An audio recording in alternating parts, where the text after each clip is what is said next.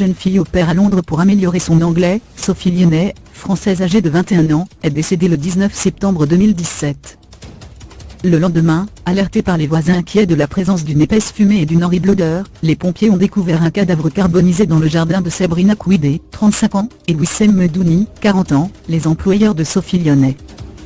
Sabrina Kouidé était persuadée que Sophie Lyonnais s'était liée avec son ex, Marc Walton, père d'un de ses enfants, pour droguer et abuser sexuellement sa famille. Ce complot a depuis été qualifié de fiction complète par le magistrat. Avec son compagnon, Sabrina aurait alors fait subir un véritable calvaire à la jeune femme décrite comme inexpérimentée, timide et naïve. Elle a fait l'objet de plusieurs interrogatoires violents et enregistrés par le couple.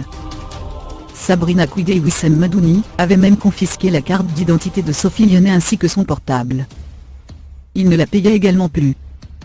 Dans la nuit de 18 au 19 septembre 2017, Sophie Lyonnais aurait été torturée, battue et tuée.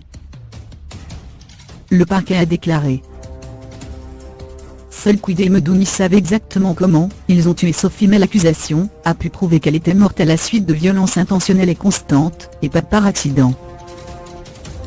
Data Rekel dit Megela.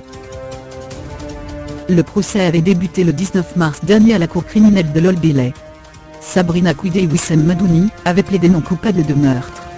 Ils ne cessaient de s'accuser l'un l'autre du meurtre de la fille au père. Mardi 26 juin 2018, le couple français a finalement reçu une peine commune, la perpétuité. C'est la prison à vie, assortie d'une peine de sûreté de 30 ans, qui attend ceux qui, le 24 mai, ont été reconnus coupables. 5 ans et demi de prison ont été retenus contre eux pour obstruction à la justice pour avoir tenté de brûler le corps de Sophie Lyonnais.